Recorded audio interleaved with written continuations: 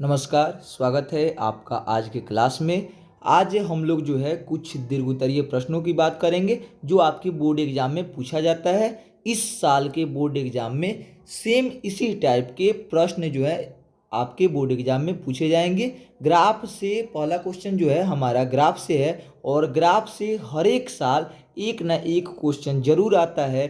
किसी साल केवल ग्राफ खींचने के लिए कहता है तो किसी साल उस ग्राफ से एक्स अक्ष या वाई अक्ष पे बने त्रिभुजों का क्षेत्रफल ज्ञात करने के लिए भी कहता है। तो चलिए हम बात करते हैं। एक प्रश्न है हमारा, समीकरणों x माइनस वाई प्लस 1 बराबर 0 और 3x प्लस 2y माइनस 12 बराबर 0 का ग्राफ खींचना है और x अक्ष इन रेखाओं से बने त्रिभुज पटल को छायांकित करना है। यानी कि सबसे पहले क्या करना है, हमको ग्राफ खींच देना है और ग्राफ खींचने के बाद उसका निर्देशांक ज्ञात करना है और निर्देशांक निकालने के बाद जो है उससे क्या करना है, उससे बने त्रिभुज पटल को छायांकित करके उसका क्षेत्रफल ज्ञात कर देना है। तो चलिए शुरू करते हैं। सबसे पहले क्या करेंगे कि हम लोग प्रश्न पर थोड़ा सा फोकस करेंगे, फिर से देखेंगे कि कौन कौन सा समीकरण दिया हुआ है। तो एक समीकरण आपका दिया हुआ है x माइनस वाई और प्लस 1 बराबर 0। तो यहाँ पर लिखेंगे प्रश्न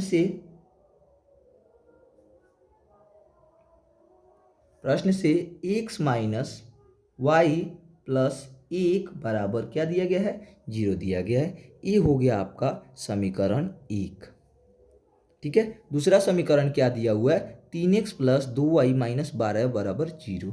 तो लिख लेंगे 3x प्लस 2y माइनस 12 और बराबर 0। ये हो गया आपका समीकरण 2। ये आपके प्रश्न में दिया हुआ है। अब इसको हमको हल करना है। सबसे पहले क्या करते हैं ग्राफ खींचने के लिए कि हम लोग समीकरणों को लेते हैं। जैसे यहाँ पे लेते हैं समीकरण 1। ठीक है, समीकरण 1 से देखिए क्या होगा, एक्स माइनस वाई प्लस 1 बराबर दिया गया है कितना, 0 दिया गया है। अब क्या करेंगे कि एक्स, ये देखिए माइनस वाई है तो इधर आएगा तो प्लस वाई हो जाएगा और प्लस 1 है तो इधर आएगा तो माइनस 1 हो जाएगा। एक्स बराबर हो जाएगा वाई माइनस 1। अब क्या करेंगे कि हम वाई का मान रखेंगे और एक्स का मान निकाल लेंगे। अब चलिए सबसे पहले वाई बराबर 0 रखने पर, ठीक है, तो x का मान कितना आएगा, तब x का मान आ जाएगा y माइनस 1, यानी कि 0 माइनस 1 बराबर आ जाएगा माइनस 1। ठीक है, फिर हम y बराबर क्या रख लेंगे, y बराबर अब की बार रख लेते हैं हम 1। ठीक है, y बराबर 1 रखेंगे तो y बराबर 1 रखने पर हो जाएगा x बराबर y माइनस 1 बराबर हो जाएगा, y की जगह पर हम रख देंगे 1 और माइनस हो जाएगा 1 बराबर हो जाएगा 0। ठीक है, अब एक और मान रख लेते हैं। आप चाहें तो केवल 2 पर भी कर सकते हैं, कोई दिक्कत नहीं है। y बराबर 3 रखने पर, ठीक है, x बराबर क्या हो जाएगा, y माइनस 1 बराबर हो जाएगा, y की जगह पर कितना रखेंगे, 3 रखेंगे, आ जाएगा मान आपका 2। अब क्या करते हैं, हम इससे एक सारणी बना लेते हैं इस समीकरण के लिए। ठीक है, इससे हम एक सारणी बना लेते हैं।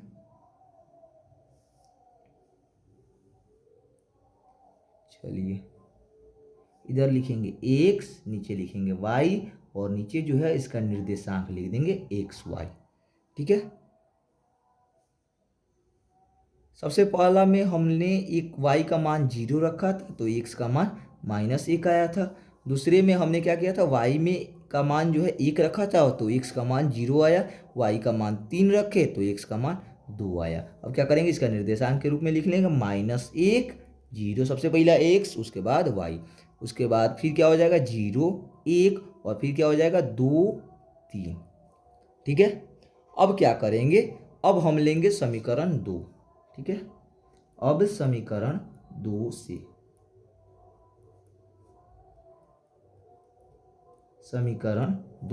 समीकरण 2 है 3x प्लस 2y माइनस 12 बराबर 0।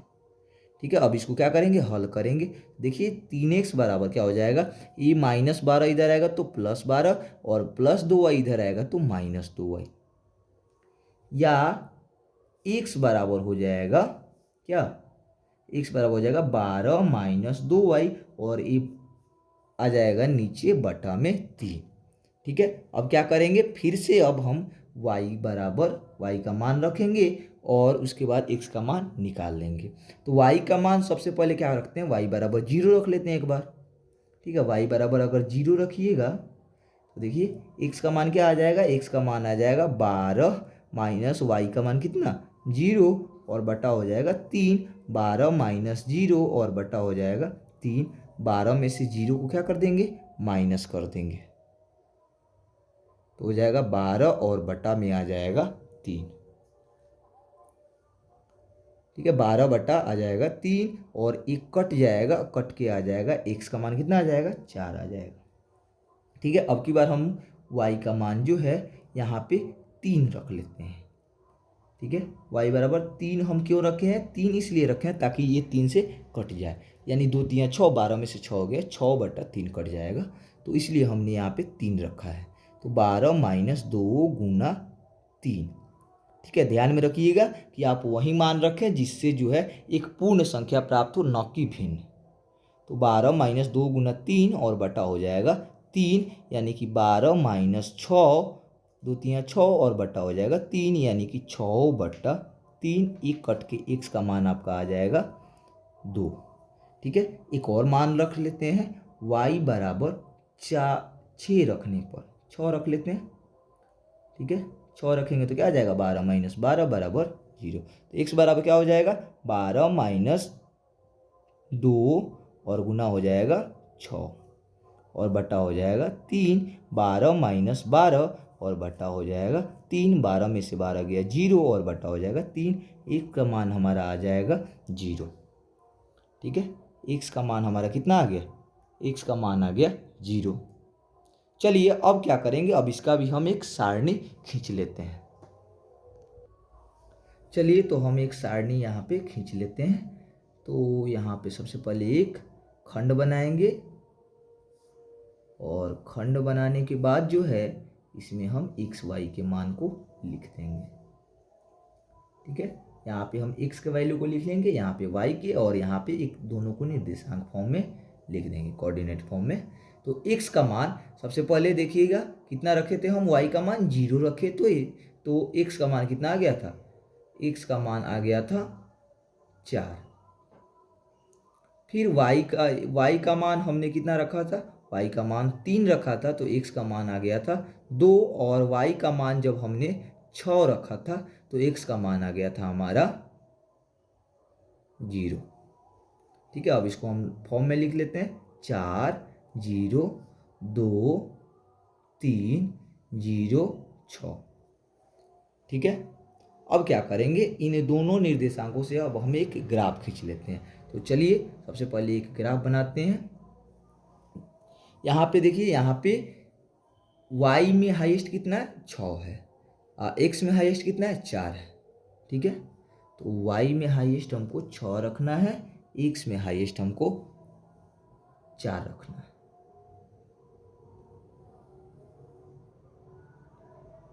ठीक है, यहाँ पे हो जाएगा o, यह हो जाएगा x अक्ष, और यह हो जाएगा x डैश, यह हो जाएगा y, और यह हो जाता है आपका y डैश। ठीक है, यहाँ पे हम कितना रख देंगे, y में हाईएस्ट 4 रख देना है, 1 2, ये हो गया आपका 3, और यहाँ पे हो गया 4।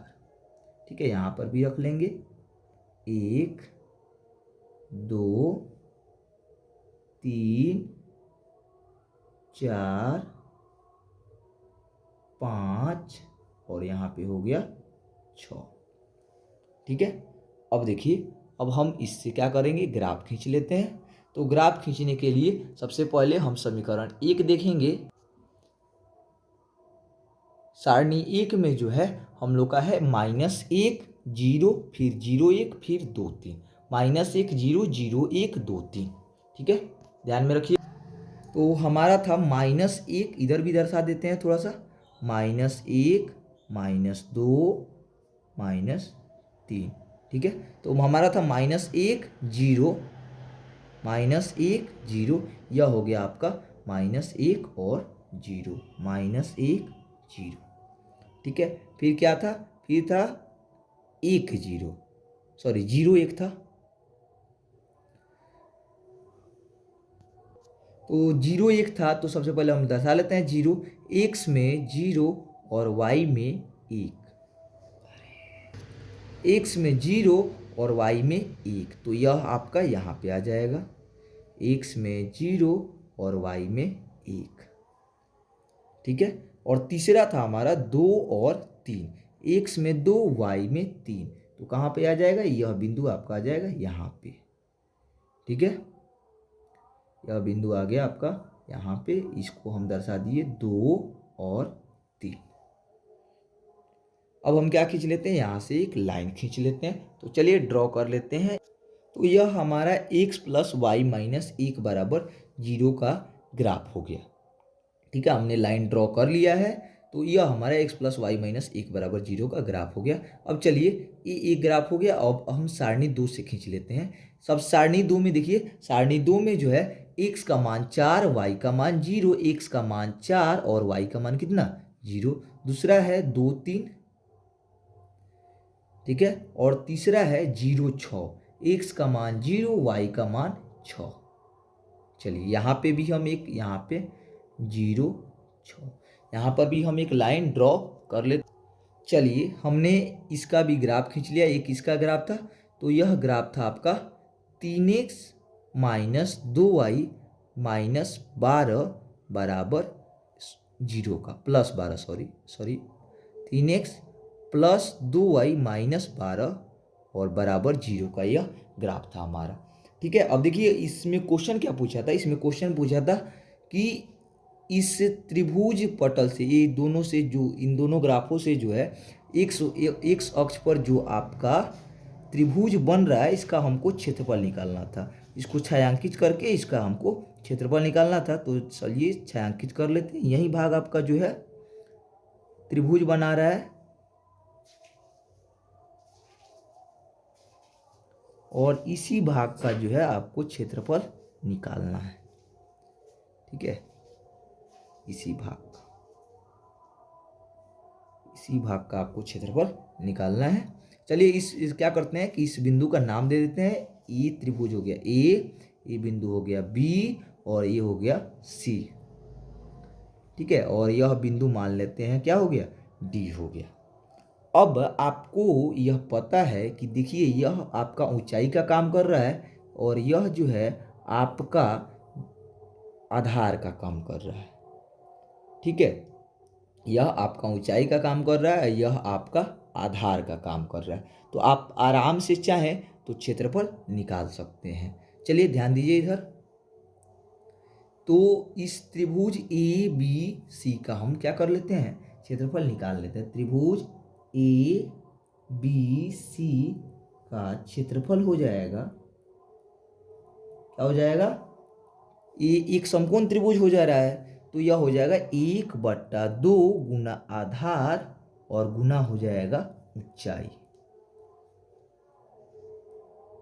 1/2 गुना आधार और गुना ऊंचाई, 1/2 और गुना आधार कितना हो जाएगा, तो देखिए आधार कितना हो जाएगा, -1 से कहाँ तक है, 4 तक है, तो आधार आपका कितना हो जाएगा, 5 हो जाएगा। क्यों, 1 इकाई, 2 इकाई, 3 4 5, कितनी इकाई हो गई, 5 इकाई। आप चाहे तो दूरी भी निकाल सकते हैं, और नहीं तो यहाँ पर साफ देख रहे हैं आप लोग, यह हो गया आपका 1 इकाई, यहाँ से यहाँ तक 2 इकाई, यहाँ से यहाँ तक 3 इकाई, 4 इकाई और 1 इकाई 5 इकाई, कितनी हो गया, 5 इकाई हो गया। ठीक है, और गुना हो जाएगा, देखिए यहाँ से लेकर के 0 से 1 तक, और यहाँ से लेकर यहाँ तक, यानी कि यह कितना हो गया आपका, यह हो गया 3 इकाई। 0 से 1, 1 से 2 और 2 से 3, कितनी इकाई, 3 इकाई। साफ साफ दिख रहा है, y का मान 3 है तो 3 इकाई हो जाएगी। अब देखिए 1/2 गुना 5 × 15, भाग दीजिएगा तो आ जाएगा 7.5 वर्ग इकाई। ठीक है, यही हमारा हो जाएगा आंसर। आपके क्वेश्चन में पूछा क्या था, तो आपके क्वेश्चन में सबसे पहले बोला था कि ग्राफ खींचना था, हमने ग्राफ खींच दिया।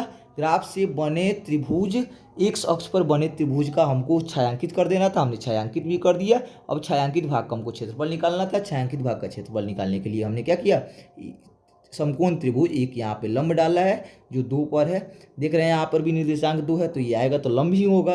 अब लंब होगा तो क्या करेंगे कि इस समकोण त्रिभुज का जो है 1/2 गुना आधार गुना ऊंचाई से क्षेत्रफल निकाल लेंगे। आधार कहाँ से कहाँ तक लेना है, टोटल त्रिभुज का क्षेत्रफल निकालना है ना, तो आधार टोटल लेंगे और गुना ऊंचाई हो जाएगा। तो आधार टोटल कितना होगा, 1 2 3 4 5, 5 इकाई हो गया।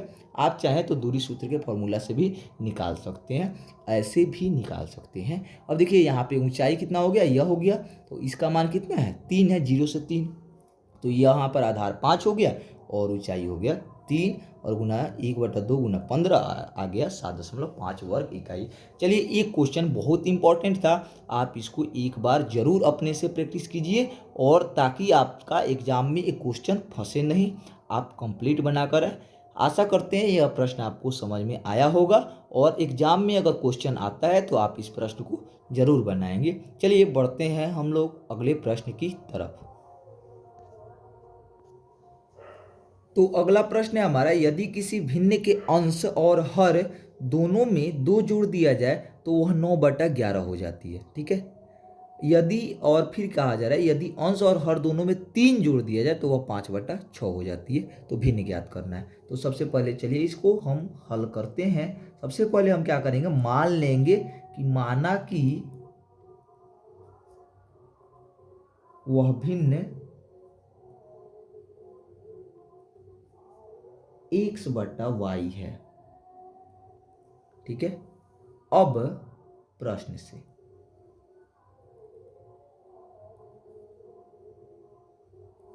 क्या कह रहा है, ध्यान दीजिए, किसी भिन्न के अंश और हर दोनों में, यानी x/y, इन दोनों में x और y दोनों में 2 जोड़ दिया जाए, यानी x + 2/y + 2, तो वह भिन्न कितना हो जाता है, 9/11 हो जाता है। ठीक है, x + 2/y + 2 बराबर हो जाता है 9/11। चलिए इस समीकरण को क्या कर लेते हैं, हल कर लेते हैं। तो जब तिरछा तिरछी गुणा करेंगे और 11 से गुणा कीजिएगा तो 11x और प्लस 11 दूना 22 और 9y + 18, और फिर आगे जब हल कीजिएगा तो 11x + 22 - 9y और -18 बराबर हो जाएगा 0। आगे हल कीजिएगा तो 11x - 9y और 22 में से 18 घटा देंगे -4 बराबर हो जाएगा 0। यह हो जाएगा हमारा समीकरण 1। पुनः प्रश्न से फिर देखिए अगले टर्म में क्या कह रहा है, अगले टर्म में कह रहा है कि यदि अंश और हर दोनों में 3 जोड़ दिया जाए तो वह 5/6 हो जाती है। तो यहाँ पर क्या करेंगे, अंश में भी x में भी 3 जोड़ देंगे और y में भी 3 जोड़ देते हैं, तो क्या हो जाता है 5/6 हो जाता है। तो क्या करेंगे, फिर से तिरछा तिरछी गुना करेंगे, तो 6 में 1 से कीजिएगा तो 6x और प्लस 6 में 3 से कीजिएगा तो 18 और बराबर हो जाएगा 5y और प्लस 5 × 15। ठीक है, अब क्या करेंगे, सबको एक तरफ कर देंगे। एक तरफ करने के बाद आप देखिए पाएंगे कि 6x माइनस हो जाएगा, ये प्लस 5y इधर आएगा तो -5y, और ये प्लस 18 और इधर आएगा तो हो जाएगा -15 बराबर हो जाएगा 0। 6x - 5y, अब 18 में से 15 घटा दीजिएगा तो हो जाएगा +3 और बराबर हो जाएगा 0। यहाँ पर ध्यान दीजिए +22 था और -18, यहाँ पे सॉरी +4 हो जाएगा। 6x - 5y और +3 बराबर हो जाएगा 0। ये हो गया आपका समीकरण 2। ठीक है, अब क्या करेंगे, अब इसको हल कर देंगे, समीकरण 1 समीकरण 2। अब देखिए क्या कर सकते हैं, इसमें एक हो सकता है विलोपन विधि से हल कर दे, चलिए उसी विधि से हल कर देते हैं। समीकरण 1 में दोनों विलोपन विधि से हल करने के लिए क्या करते हैं कि x या y दोनों में से किसी एक को बराबर कर देते हैं। ठीक है, उसके बाद क्या करते हैं, घटा देते हैं। तो यहाँ पर हम क्या करते हैं कि y को क्या करते हैं, बराबर कर देते हैं। अब 5 में कितना से गुना कीजिएगा, 9 है, तो 9 में 5 से कर दीजिए और 5 में 9 से कर दीजिए, दोनों हो जाएगा 45। ठीक है, तो समीकरण 1 में कितने से गुना करेंगे? 5 से। समीकरण 1 में 5 से, और समीकरण 2 में कितना करना पड़ेगा? 9 से करेंगे तब ना 45 होगा। तथा समीकरण 2 में 9 से गुना कर घटाने पर,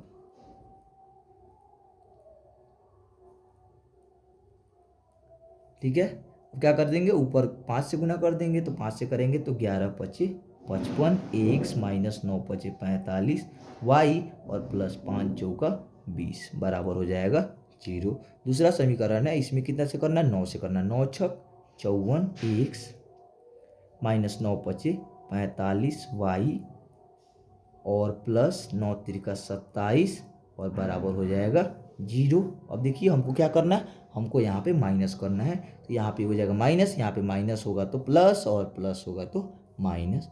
ठीक है, तो 55x में से 54x जाएगा तो कितना बचेगा? x बचेगा। ये प्लस 45y माइनस 45y दोनों कट जाएंगे, और यहाँ पर देखिए क्या बच जाएगा? x माइनस ये 20 में से 27 जाएगा तो क्या हो जाएगा? -7 हो जाएगा। यहाँ पे 27 में से घटेगा ना, माइनस होगा, तो 27 में से यहाँ पे चूंकि 27 माइनस में है तो इसलिए -7 बराबर हो जाएगा 0। ठीक है, या x बराबर कितना आ जाएगा? 7 आ जाएगा। अब x का मान 7 आ चुका है। अब हम क्या करेंगे? x का मान किसी भी समीकरण में रख करके y का मान निकाल लेंगे। तो चलिए x का मान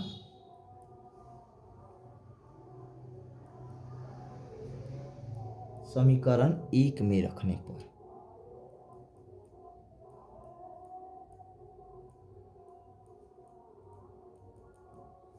ठीक है, तो x का मान जब समीकरण 1 में रखिएगा तो समीकरण 1 क्या है? 11x माइनस 9y और प्लस 4 बराबर 0, यानी 11x का मान है 7 और माइनस 9y प्लस 4 बराबर 0।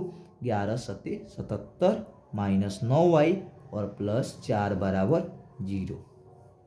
ठीक है, आगे देखिए, आगे क्या होगा? -9y और 77 4 81 और बराबर हो जाएगा 0। या आगे देखिएगा तो -9y और बराबर हो जाएगा -81, माइनस माइनस कट जाएगा, y बराबर आ जाएगा 81 और बट्टा में आ जाएगा 9। ठीक है, y बराबर 81 और बट्टा में आ जाएगा 9, 9 से कट जाएगा 9। ठीक है, अब क्या करेंगे? अब हम भिन्न का मान निकाल सकते हैं। भिन्न का मान क्या करना था हमको? x बटा वाई माने है ना, तो भिन्न का मान हो जाएगा, अतः भिन्न का मान क्या हो जाएगा? x बटा वाई है, भिन्न का मान x बटा वाई। x का मान है 7 और y का मान है 9।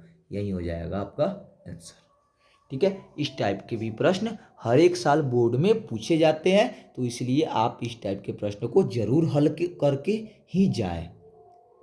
चलिए हम लोग बढ़ते हैं अब अगले प्रश्न पर। आशा करते हैं यह प्रश्न आपको अच्छे तरीके से समझ में आ गया होगा। बढ़ते हैं हम लोग अगले प्रश्न की तरफ।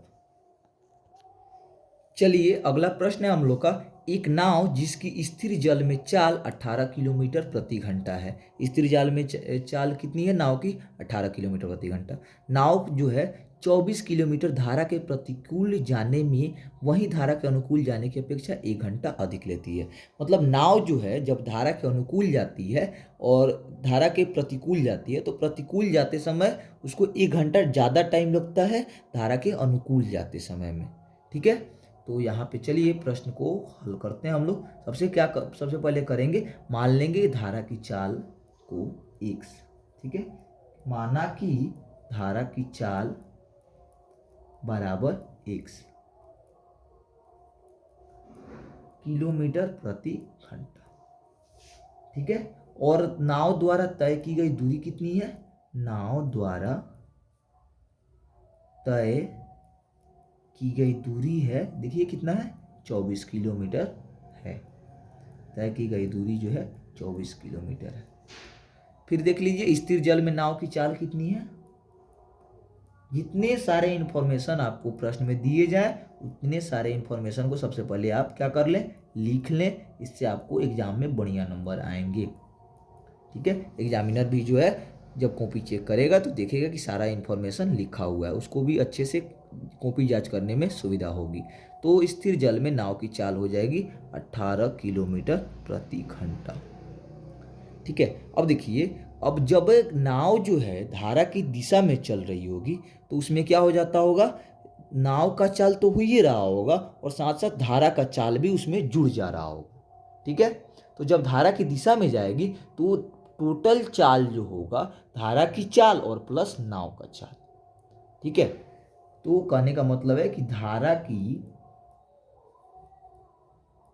दिशा में नाव का चाल, नाव की चाल जो होगी वो किसकी चाल के बराबर होगी, धारा की चाल और प्लस स्थिर जल में नाव की चाल के, जुड़ जाएगा ना, स्थिर जल में नाव की चाल के बराबर होगा। देखिए धारा की चाल कितनी है, धारा की चाल को हमने x मान लिया है, तो x और प्लस स्थिर जल में चाल कितनी है, 18 किलोमीटर प्रति घंटा। ठीक है, तो x प्लस 18 किलोमीटर प्रति घंटा। वहीं धारा की विपरीत दिशा में क्या हो जाएगा, धारा की विपरीत दिशा में नाव की चाल जो होगी क्या हो जाएगा, माइनस हो जाएगा ना, हाँ माइनस हो जाएगा। धारा की विपरीत दिशा में नाव की चाल बराबर हो जाएगा स्थिर जल में नाव की चाल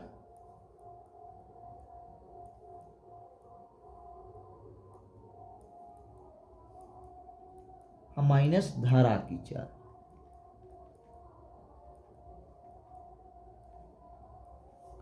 तो स्थिर जल में नाव की चाल कितनी है, 18 और माइनस हो जाएगा 1 किलोमीटर प्रति घंटा। अब देखिए, अब आगे एक प्रश्न में कह रहा है कि धारा की दिशा में जितना देर टाइम लगता है ना उससे 1 घंटा ज़्यादा टाइम लगता है धारा की विपरीत दिशा में जाने में। तो चलिए दोनों टाइम निकाल लेते हैं। धारा की दिशा में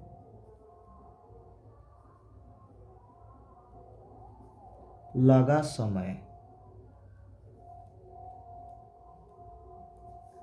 T1 बराबर, T1 मान लेते हैं क्योंकि हमको विपरीत दिशा में भी निकालना है। T1 बराबर क्या हो जाएगा, कुल दूरी और बटा कुल चाल। कुल दूरी कितनी है, कुल दूरी है आपकी 24 किलोमीटर और चाल कितना है, तो चाल है ना धारा की दिशा में कर रहा है ना, तो x प्लस 18। ठीक है, ये हो गया आपका T1। अब चलते हैं धारा की विपरीत दिशा में। धारा की विपरीत दिशा में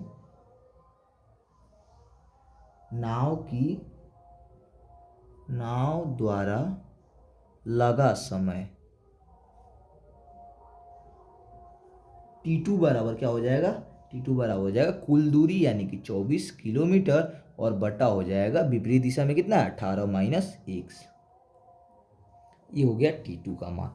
ठीक है, अब देखिए कहा जा रहा है कि T1 में जो T1 जो टाइम है ना वो T2 से 1 घंटा कम लेता है। यानी कि कहा जा रहा है प्रश्न से, यहाँ पे लिखेंगे कि T2 टाइम जो है ना 1 घंटा ज़्यादा है T1 से, यानी T2 माइनस T1 बराबर 1 है। अब देखिए T2 का मान कितना है, T2 का मान है 24 और बट्टा 18 माइनस 1 और माइनस यहाँ पे T1 का मान है 24 बट्टा 18 और प्लस 1 बराबर हो जाएगा 1। ठीक है, अब क्या कर लेंगे, इसको हम लोग सॉल्व कर लेंगे। 18 माइनस 1 इंटू 18 प्लस 1। ठीक है, ये हो जाएगा 24 इंटू 18 प्लस 1 और माइनस हो जाएगा 24 इंटू 18 माइनस 1। ठीक है, बराबर हो जाएगा 1। चलिए आगे हल कर लेते हैं इसको।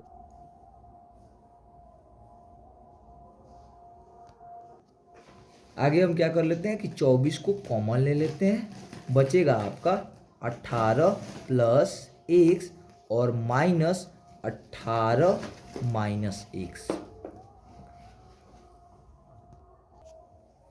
तो और बटा में है आपका 18 plus x into 18 minus x और बराबर है 1।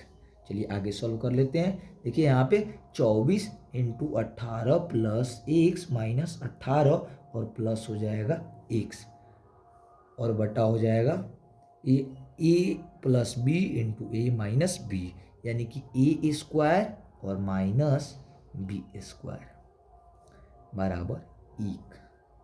ठीक है, अब क्या हो जाएगा 24 इंटू ये देखिए 18 जो है आपका कट के क्या हो जाएगा माइनस हो जाएगा, एक कट जाएगा, एक्स एक्स 2x यानी 24 गुना 2x और बटा हो जाएगा 324। 18 का स्क्वायर 324 माइनस एक्स स्क्वायर बराबर हो जाएगा 1। आगे इसको सॉल्व कीजिएगा तो ये 48x हो जाएगा बराबर हो जाएगा 324 और माइनस हो जाएगा एक्स स्क्वायर। जब इसको एक तरफ कीजिएगा तो ये x square minus x square इधर आएगा तो plus x square plus 48x और एक प्लस 324 इधर आएगा तो माइनस 324 बराबर 0। अब इस समीकरण को हम क्या कर लेंगे हल कर लेंगे। तो अगर हल कीजिएगा तो क्या कीजिएगा गुणनखंड विधि से हल करते हैं तो यहाँ पे 48 324 आना चाहिए गुणा करने पर और घटाने पर 48 आना चाहिए। तो क्या हो जाएगा 54 और 6 54 छक 324 54 एक्स माइनस 6x माइनस 324 और बराबर 0।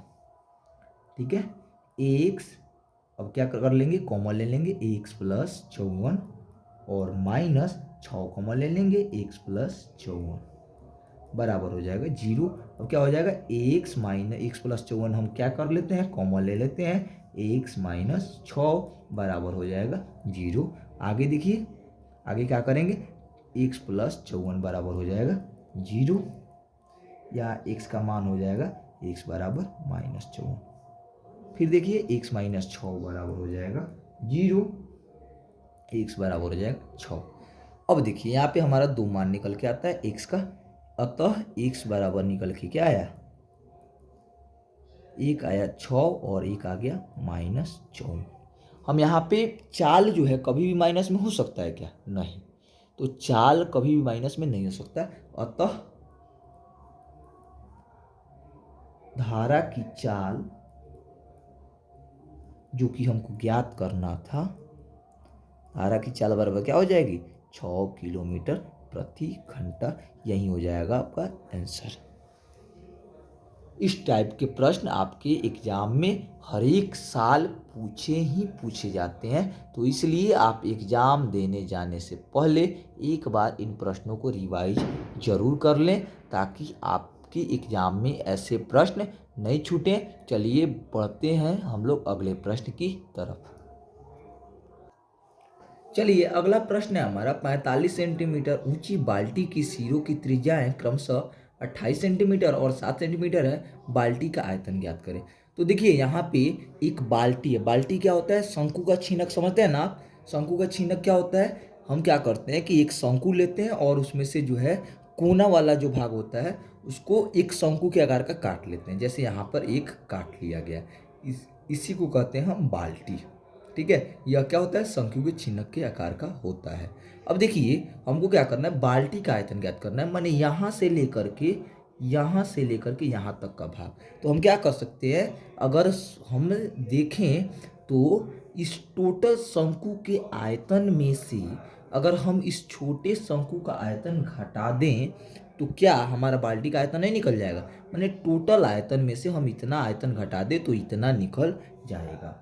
तो यहाँ पर जो है यहाँ पे सब चलिए इसको हल करते हैं। यहाँ क्या हो जाएगा बाल्टी का, यहाँ पर सबसे पहले बाल्टी की ऊंचाई दी हुई है, यहाँ बाल्टी की ऊंचाई कितनी दी हुई है 45 सेंटीमीटर, जो दिया हुआ है उसको लिख लेंगे। सिरे की त्रिज्या कितनी दी गई है 28 सेंटीमीटर और 27 सेंटीमीटर, 28 और 7 सेंटीमीटर। ठीक है, अब देखिए अब बाल्टी का आयतन जो हम निकालना है हमें, ठीक है बाल्टी का आयतन बराबर क्या हो जाएगा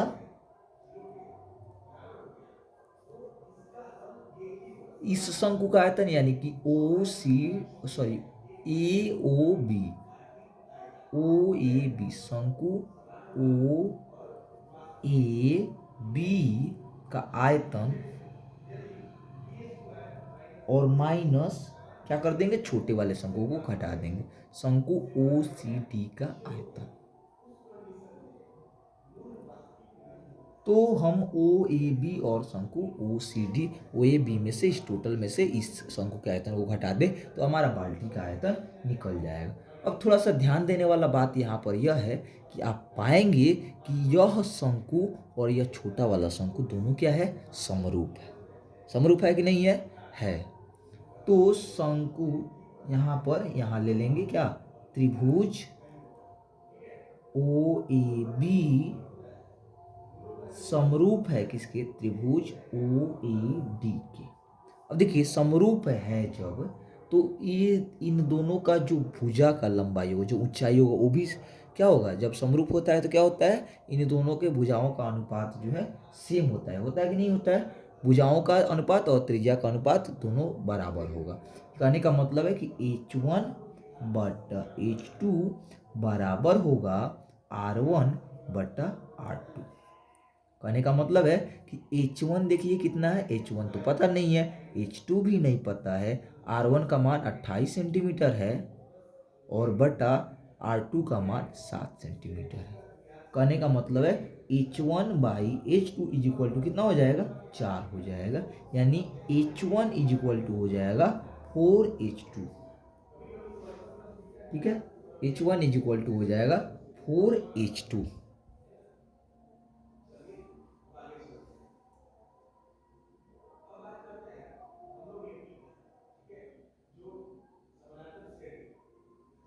ये हो गया हमारा समीकरण 1। ठीक है, अब देखिए यहाँ पर हम H1 को चाहें तो इस बाल्टी की ऊंचाई कितनी है, 45 सेंटीमीटर है और यह H2 है। तो अगर हम H1 बराबर फिर से लिखना चाहें पुनः, H1 बराबर क्या है कि H1 को हम चाहें तो H2 और प्लस 45 सेंटीमीटर नहीं लिख सकते हैं, हाँ लिख सकते हैं। ये हो गया आपका समीकरण 2। ठीक है, समीकरण 1 एवं 2 से, समीकरण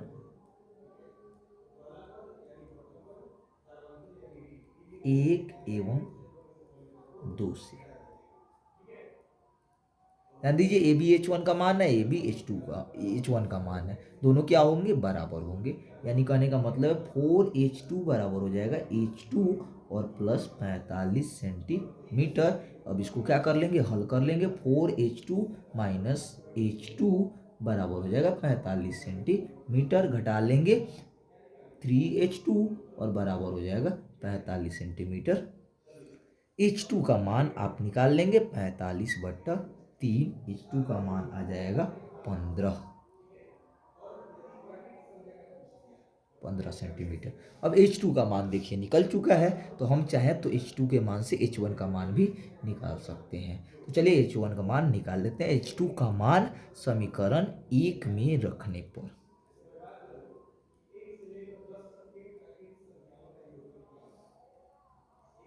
ठीक है, H1 का मान निकाल लेते हैं। H1 बराबर क्या है, 4H2 है, 4 इंटू H2 का मान है 15, 15 चौका 60 सेंटीमीटर। H1 का मान भी हमारा निकल चुका है। अब चलिए, अब हम बाल्टी की धारिता, बाल्टी का आयतन जो है आराम से निकाल सकते हैं।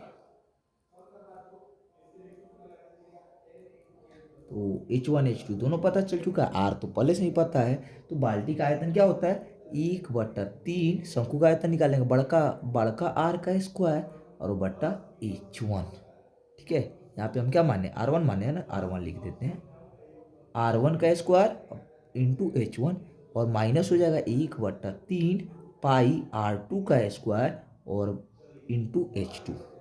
ठीक है, 1/3 पाई हम ले लेंगे कॉमन, R1 का स्क्वायर कितना, R1 कितना है, R1 का वैल्यू जो है आपका 28 सेंटीमीटर है, 28 का स्क्वायर और गुना H1 का मान कितना है, H1 का मान जो है 60 है और माइनस हो जाएगा R2 का स्क्वायर, R2 कितना है 7 है और इंटू ये कितना है 15। ठीक है, अब इसको हम जो है सॉल्व कर लेंगे। 1/3 पाई का मान हो जाएगा 22/7। ठीक है, 22/7 हो जाएगा। 28 का स्क्वायर 784 और गुना 60 और माइनस 7×7 और गुना हो जाएगा 15। चलिए आगे हम अब इसको सॉल्व कर लेते हैं। आगे सॉल्व कीजिएगा तो आपका आ जाएगा 1/3 गुना 22/7 और इनटू, देखिए यहाँ पर भी आप चाहें तो कुछ कॉमन ले सकते हैं। जैसे यहाँ पे हम क्या कर सकते हैं, 15 कॉमन ले सकते हैं और यह 49 में से हम चाहें तो 49 कॉमन ले सकते हैं। 15 गुना 49 हो जाएगा, कितना हो जाएगा, ये गुना है ना। 15 गुना 49 हम चाहे तो कॉमन ले सकते हैं। बच जाएगा इधर 16 और गुना 4 और माइनस बच जाएगा इधर आपका 1। ठीक है, 1/3 गुना 22/7 गुना 15 और गुना 49। एक हटा दीजिएगा, 16 चौका 64 में से 1 गया तो 63। अब क्या कर लेंगे, कटा लेंगे। 3 से कट जाएगा ये 5 बार में। ठीक है, 7 से कट जाएगा ये 9 बार में। ठीक है, अब क्या कर लेंगे, गुना कर लेंगे। तो गुना करेंगे तो 22×5 110 और 11×9 99, 990 और 990 में जो है आप गुना कर दीजिएगा 49 से तो आपका आ जाएगा 48,510 घन सेंटीमीटर, सेंटीमीटर क्यूब। इतना हो जाएगा आपका आंसर। ठीक है, अतः बाल्टी का आयतन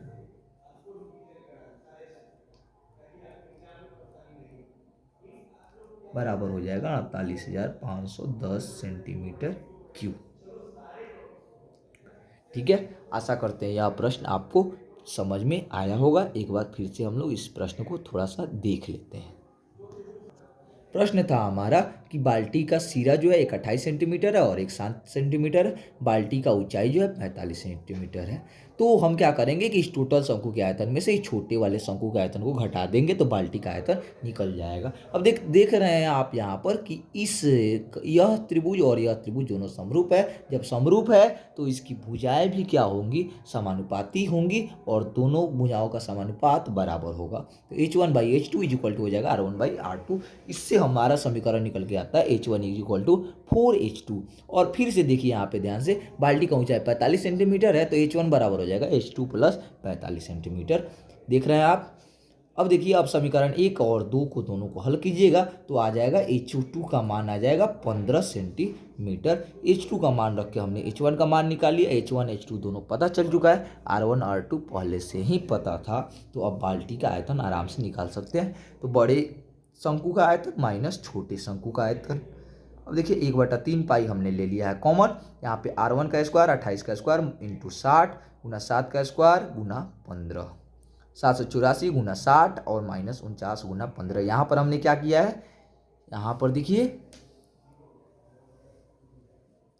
यहाँ पर हमने क्या किया है, 784 में से हमने 49 को कॉमन ले लिया है तो यहाँ पर 16 बचा है और यहाँ पर 60 में से 15 कॉमन ले लिया है तो यहाँ पे 4 बचा है। देखिए, तो यहाँ पे हो जाएगा 1/3 गुना 22/7। हमने 15 गुना 49 कॉमन ले लिया तो 16 गुना 4 माइनस 1 बच गया है। यहाँ से हमने क्या किया कि कटा दिया है तो यहाँ पे 5 हो गया, यहाँ पे 9 हो गया है। तो 9 बचे 45, 45 में 22 से गुना कर दीजिएगा 990 आ जाएगा और 990 में 49 से गुना कर दीजिएगा 48,510 हो जाएगा। बाल्टी का आयतन आपका आ गया 48,510 सेंटीमीटर क्यूब। देखिए, आयतन जो है हमेशा घन सेंटीमीटर यानी सेंटीमीटर क्यूब में ही आता है। ठीक है, चलिए बढ़ते हैं। आशा करते हैं प्रश्न आपको बहुत बढ़िया से समझ में आया होगा। ऐसे प्रश्न बोर्ड एग्जाम में पूछे जाते हैं तो इन सभी प्रश्नों को आप जरूर देख कर ही जाइएगा। बढ़ते हैं हम लोग अगले प्रश्न की तरफ। चलिए, अगला प्रश्न जो है हमारा हाइट एंड डिस्टेंस से है। इस चैप्टर से आपके एग्जाम में 5 नंबर का सवाल जरूर पूछा जाएगा। तो ये प्रश्न भी काफ़ी महत्वपूर्ण है, देख लीजिए। प्रश्न कह रहा है कि भूमि के किसी बिंदु से किसी मीनार की चोटी का उन्नयन कोण 30 डिग्री है। भूमि का कोई बिंदु है, मान लीजिए बिंदु यह है, यहाँ से एक मीनार है, ठीक है, यह मीनार हो गया आपका। इस मीनार की चोटी जो है, मान लीजिए मीनार है ए बी, इससे इसका उन्नयन कोण जो है आपका है 30 डिग्री। उन्नयन कोण कितना है इससे? 30 डिग्री है, ठीक है। कह रहा है आगे, मीनार की ओर 40 मीटर जाने पर चोटी का उन्नयन कोण 60 डिग्री होता है। यहाँ से ये बिंदु मान लीजिए सी है, यहाँ से हम एक बिंदु डी पर गए, ठीक है, कितनी दूर? 40 मीटर दूर। उन्नयन कोण कितना हो गया यहाँ से? इसका 60 डिग्री हो गया, ठीक है। यह कोण कितना हो गया? 60 डिग्री हो गया। तो कह रहा है मीनार की ऊंचाई ज्ञात करें। तो सबसे पहले जो इन्फॉर्मेशन दिया हुआ है उसको हम लोग लिख लेते हैं। तो यहाँ पे चलिए शुरुआत करते हैं। सबसे पहले लिखेंगे माना कि ए बी बराबर, ए बी का ऊंचाई को हम लोग एच मान लेते हैं। ए बी बराबर एच मीटर ऊंचाई, ए बी जो है एच मीटर ऊंचाई का एक मीनार है, ऊंचाई का एक मीनार है।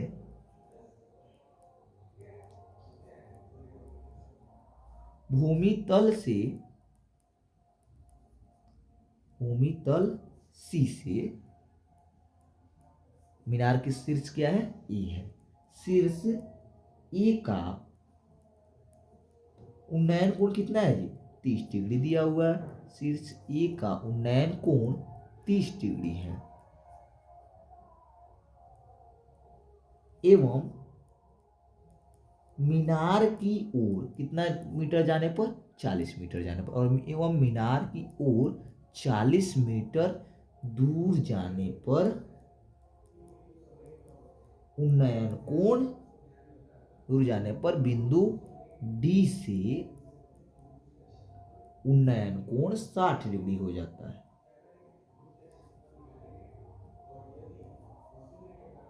60 डिग्री हो जाता है।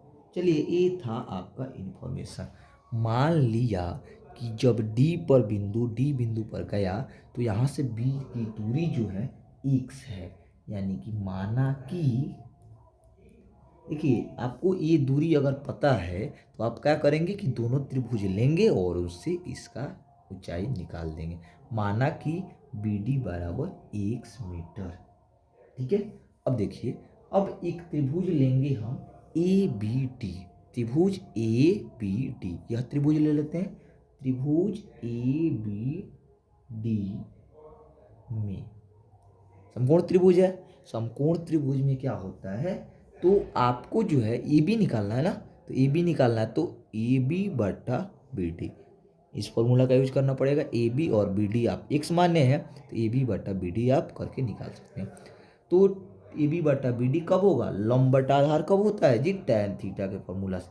टैन थीटा बराबर हो जाएगा ए बी बटा बी डी, ठीक है। ए बी का मान पता नहीं है, ए बी बटा बी डी का मान हो जाएगा एक्स। टैन थीटा का वैल्यू कितना है जी? थीटा का वैल्यू है 60 डिग्री, टैन 60 डिग्री बराबर हो जाएगा ए बी बटा एक्स, या टैन 60 का मान कितना होता है जी? √3। ए बी को आपने एच माना है और बटा में हो गया एक्स, यानी कि कहने का मतलब है एच बराबर हो जाएगा √3 एक्स। अब एक बार हमने इस त्रिभुज को लिया है, अब एक बार हम इन दोनों त्रिभुज को ले लेंगे। अब दोनों त्रिभुज लेंगे, पुनः त्रिभुज ए बी सी में, यहाँ पर ध्यान दीजिए, यहाँ पर भी हम फॉर्मूला अप्लाई करेंगे। टैन थीटा बराबर क्या हो जाएगा? ए बी और बटा में हो जाएगा बी सी, ए बी और बटा में बी सी, टोटल आधार लेंगे ना। हाँ, तो ए बी की जगह पर हम क्या लिखेंगे? एच लिखेंगे, और बटा में बी सी की जगह पर लिखेंगे सी डी और प्लस बी डी, यानी कि बी डी हो जाएगा एक्स और प्लस सी डी हो जाएगा 40, ठीक है। यहाँ पे टैन थीटा का वैल्यू हो जाएगा 30 डिग्री बराबर हो जाएगा एच अपॉन एक्स प्लस 40। अब क्या करेंगे, इसको हम लोग आगे सॉल्व कर देंगे। तो टैन 30 डिग्री बराबर था एच अपॉन एक्स प्लस 40, ठीक है। इतना ही था हमारा। अब देखिए tan 30 डिग्री का वैल्यू कितना होता है, tan 30 डिग्री का वैल्यू 1/√3 बराबर हो जाएगा h अपॉन x प्लस 40।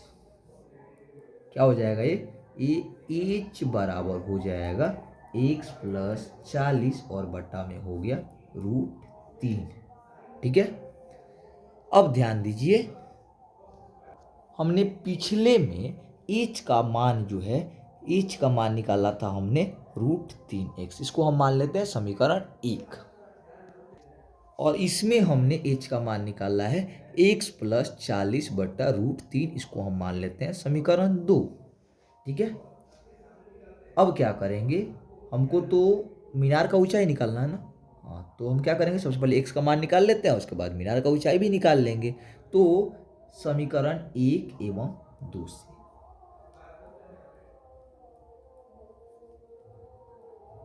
ठीक है, समीकरण 1 एवं 2 से क्या हो जाएगा, h बराबर था √3x समीकरण 1 में, अब बराबर हो जाएगा x प्लस 40/√3।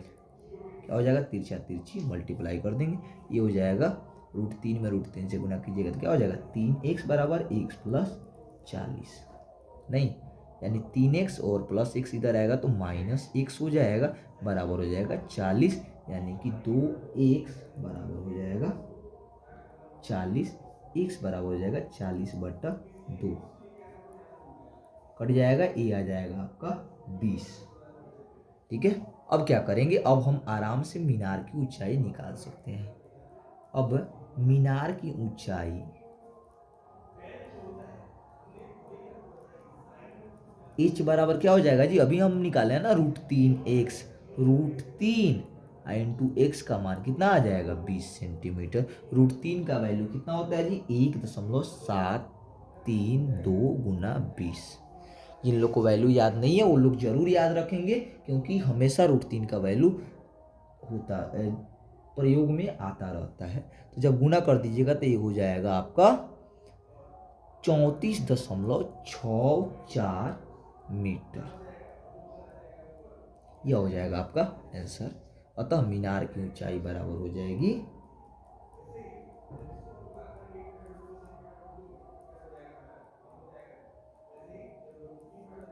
34.64 मीटर। ठीक है, इस टाइप के प्रश्न भी आपके एग्जाम में हमेशा आते रहते हैं, अतः इस प्रश्न को जरूर एक बार देख कर जाएं, और इस टाइप के प्रश्न को आपके एग्जाम में जरूर आएंगे ही आएंगे। तो प्रश्न को जरूर एक बार रिवाइज कर लें, अगर समझ में आ गया होगा, आशा करते हैं ऐसा, अगर नहीं आया है तो फिर से थोड़ा पीछे कीजिए और फिर से एक बार देख लीजिए, समझ में आ जाएगा। चलिए बढ़ते हैं हम लोग अगले प्रश्न की तरफ। चलिए अगला सवाल जो है हमारा ट्रिगोनोमेट्री से है, बहुत ही बेहद चैप्टर है, बहुत ही मज़ेदार चैप्टर है, और इस चैप्टर से आपके 5 नंबर के प्रश्न एक ना एक जरूर आते ही आते हैं। तो हमने एक सवाल लिया है जो काफ़ी महत्वपूर्ण है, हो सकता है ये आपके बोर्ड एग्जाम में सवाल आ जाए। तो चलिए हम इस सवाल को जो है सॉल्व करते हैं। तो हमको जो है tan थीटा बटा 1 minus cot theta plus cot theta बटा 1 माइनस tan थीटा बराबर सिद्ध करना है 1 plus sec theta into cosec theta. तो सबसे पहले इसमें का हम एक पार्ट ले लेते हैं, LHS को ले लेते हैं। LHS बराबर दिया हुआ है क्या, tan थीटा बटा 1 माइनस कॉट थीटा और प्लस कॉट थीटा और बटा 1 माइनस tan थीटा। हम क्या करेंगे कि इस LHS को RHS के बराबर प्रूव करेंगे। ठीक है, तो LHS हमने ले लिया है। अब आपको जो है tan थीटा का फॉर्मूला तो याद होगा ही। tan थीटा का फॉर्मूला क्या होता है, tan थीटा का फॉर्मूला होता है, tan थीटा का फॉर्मूला क्या होता है, sine theta upon cos theta. ठीक है, tan थीटा का फॉर्मूला होता है sine theta upon cos theta, और सेम इसका उल्टा होता है, कॉट थीटा का फॉर्मूला होता है cos theta upon sine theta. ये दोनों फॉर्मूला आप जरूर ध्यान में रखिएगा, आपके एग्जाम के लिए बहुत ज़्यादा महत्वपूर्ण है। और आप कोई भी ट्रिगोनोमेट्री का सॉल्व करेंगे तो उसमें आपको ये फॉर्मूले की जरूरत जरूर पड़ेगी। tan theta is equal to sine theta by cos theta, और cot theta is equal to same इसका उल्टा कॉस थीटा ऊपर चला जाएगा, साइन थीटा नीचे आ जाएगा। चलिए अब हम लोग प्रश्न की तरफ बढ़ते हैं। टैन थीटा, अब क्या करेंगे हम इसी वैल्यू को रख देंगे, तो टैन थीटा बराबर क्या हो जाएगा, साइन थीटा और बटा हो जाएगा कॉस थीटा। ठीक है, हम क्या करना है, सेम जैसे जैसे है उस वैल्यू को रख रहे हैं। टैन थीटा बराबर साइन थीटा बटा कॉस थीटा बटा 1 माइनस कॉट थीटा, तो क्या हो जाएगा कॉस थीटा और बटा साइन थीटा। ठीक है, अब प्लस हो जाएगा, बहुत ही आसानी से सॉल्व हो जाएगा, थोड़ा सा ध्यान दीजिए। Cos theta upon 1 cos theta और बाई क्या हो जाएगा साइन थीटा, और बटा हो जाएगा 1 minus sign theta by cos theta.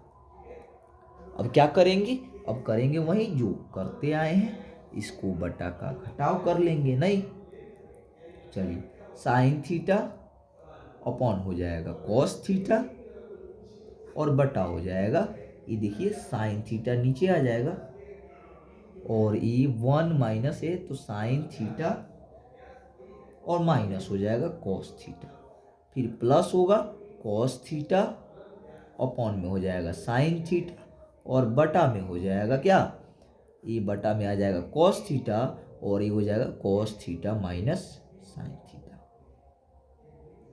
ठीक है, अब क्या कर लेंगे, अब जो है हम इसको ऊपर लेके चले जाएंगे, यानी कि साइन थीटा अपॉन में है कॉस थीटा इंटू, देखिए ये क्या हो जाएगा साइन थीटा चला जाएगा ऊपर और बटा में नीचे बच जाएगा sign theta minus cos theta,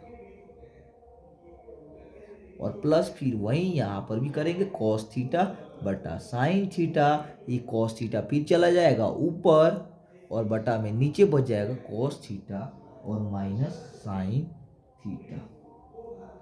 ठीक है, अब क्या करेंगे हम, अब फिर से बटा का जोड़ करेंगे, देखिए क्या हो जाएगा, ऊपर हो जाएगा साइन स्क्वायर थीटा और बटा नीचे हो जाएगा cos theta into sine theta minus cos theta. ठीक है, और प्लस हो जाएगा, देखिए cos theta cos square theta हो जाएगा ना, कॉस स्क्वायर थीटा। अब हम क्या करेंगे, इस cos theta minus sine theta को जो है चेंज करके sign theta minus cos theta कर देते हैं। अब यहाँ पे करने के लिए हम क्या लगा देंगे, माइनस चिन्ह लगाना पड़ेगा ना, तब ना चेंज होगा।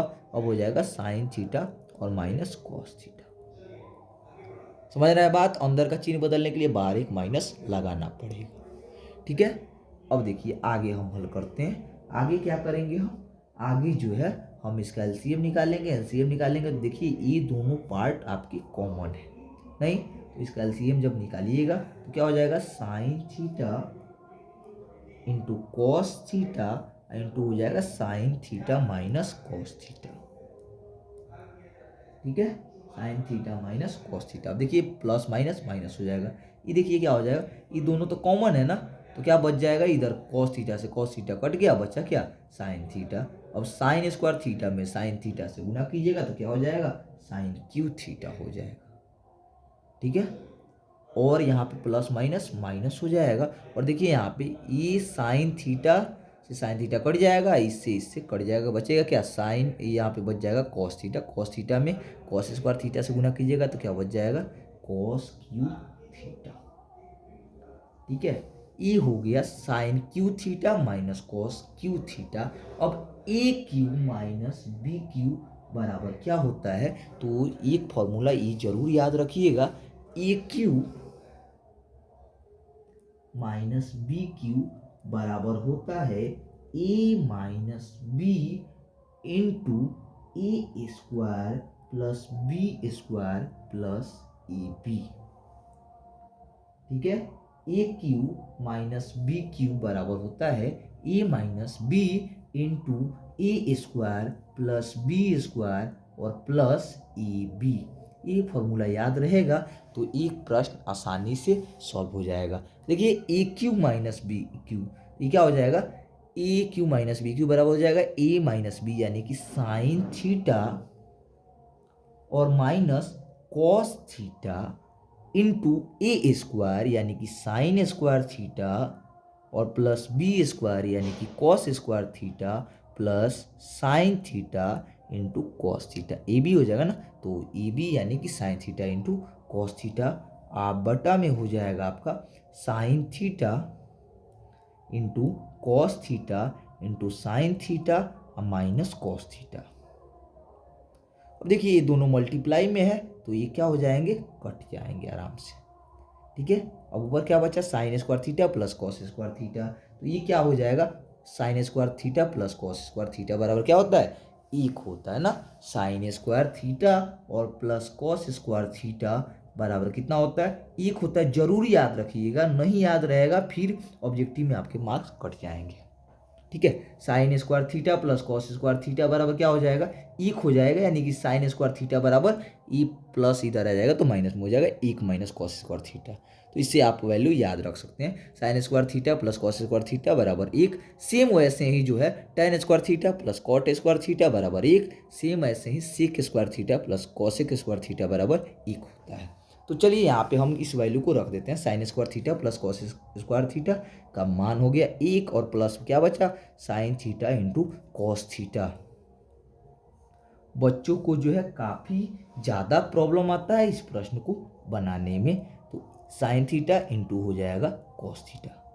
अब हम लोग चाहे तो एक और काम कर सकते हैं, देखिए क्या करेंगे, ये प्लस में है ना तो ये हो जाएगा एक बट्टा साइन थीटा इंटू हो जाएगा कॉस थीटा, और प्लस क्या हो जाएगा sign theta into cos theta,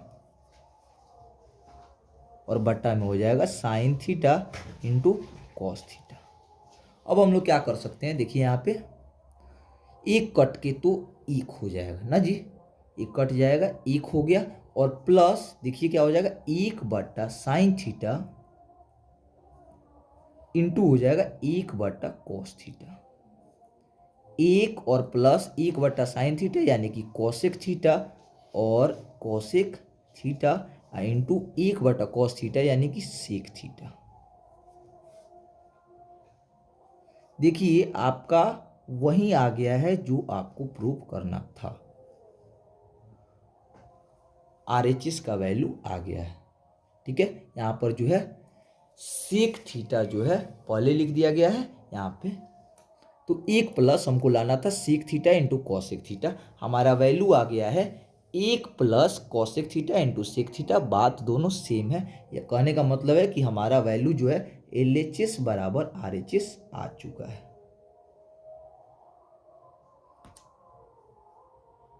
ठीक है, हमने क्या किया है, हमने आपको चार फॉर्मूले बताए। पहले क्या याद रखना है, टैन थीटा बराबर साइन थीटा बटा कॉस थीटा, और दूसरा कॉट थीटा बराबर कॉस थीटा बटा साइन थीटा। हमने क्या किया है कि टैन थीटा का वैल्यू रख दिया है, जहाँ जहाँ टैन है वहाँ वहाँ साइन बाई कॉस, और जहाँ कॉट है वहाँ पे कॉस बाई साइन, तो कॉट थीटा बराबर कॉस बटा sine theta, one minus sine theta बटा कॉस थीटा।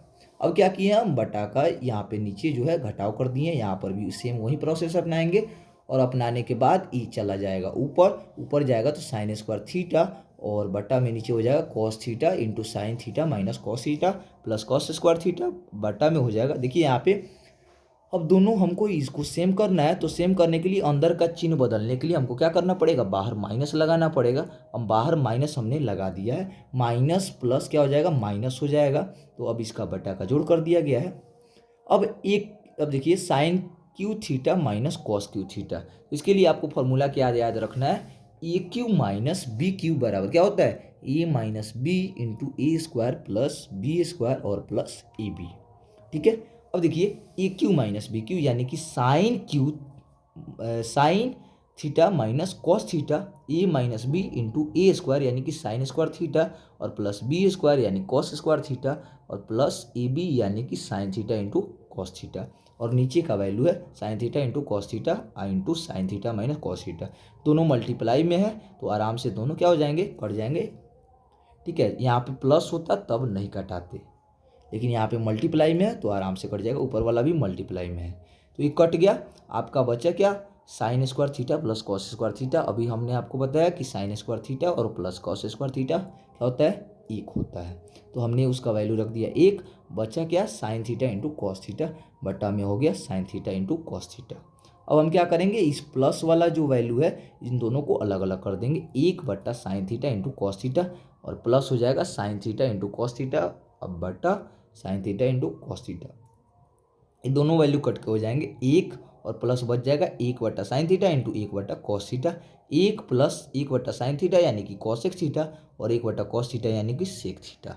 आपका प्रूफ हो चुका है। आशा करते हैं यह आपको समझ में आया होगा और इस टाइप के आपके एक प्रश्न जरूर बोर्ड एग्जाम में आएंगे, तो इस प्रश्न को जो है एक बार प्रैक्टिस करके जरूर जाएं।